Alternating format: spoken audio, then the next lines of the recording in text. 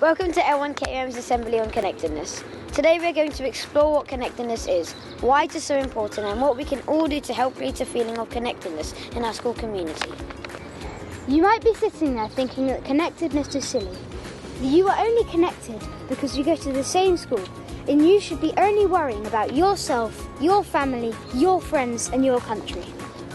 But this isn't the case. We're all connected, even on a global level, so our actions and inactions can have far-reaching consequences.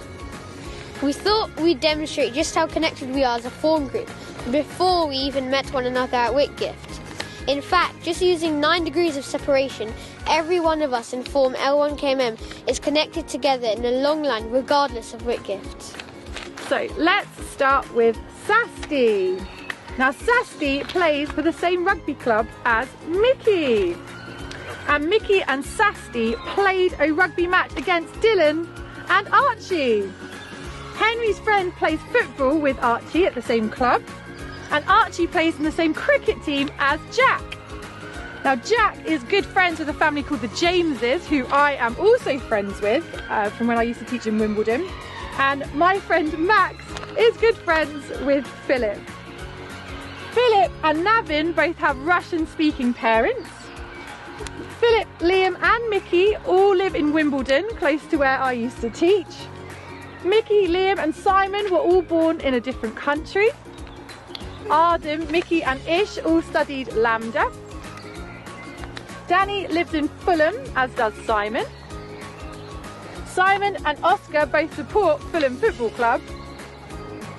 And Oscar and Dylan play academy football.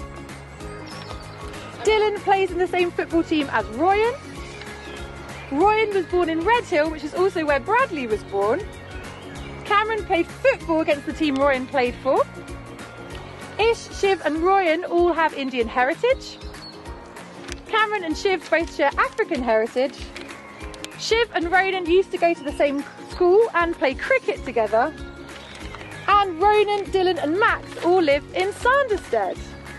Ronan and Oscar both share Irish heritage. What an amazing web of connectivity. Why not try connecting your own form together? You'll be surprised at the connections you all share. So now we know that we're really all connected in one way or another. What does this mean? What do we need to do about it? Simon, do you know? Why yes, Karen. My group and I can tell you all about connectedness. As we have just seen, we are all connected together in some way, shape or form. And what that means is that the decisions we make as individuals can and will impact others. Let's take Dylan here. Dylan is having a bad day. He woke up late, missed his school bus and dropped his lunch. He's annoyed, angry even, and because of this he hasn't been talking to his friend Mickey.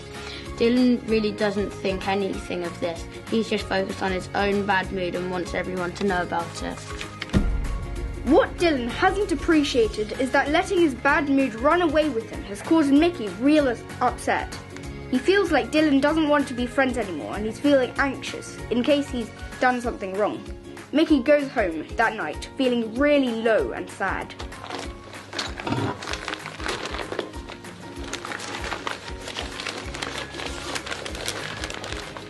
Or let's take menacing Meady here.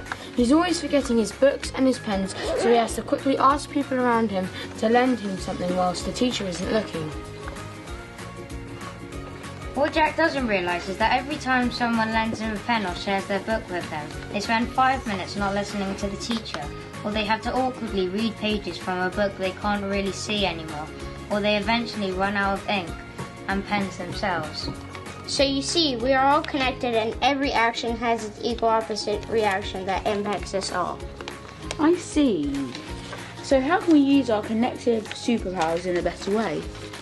I'm glad you asked that, Cameron. These previous scenarios show you the potential pitfalls of connectedness, but we want to show you how to harness the positive superpowers of connectedness. You may have heard the expression, you are only as strong as your weakest link.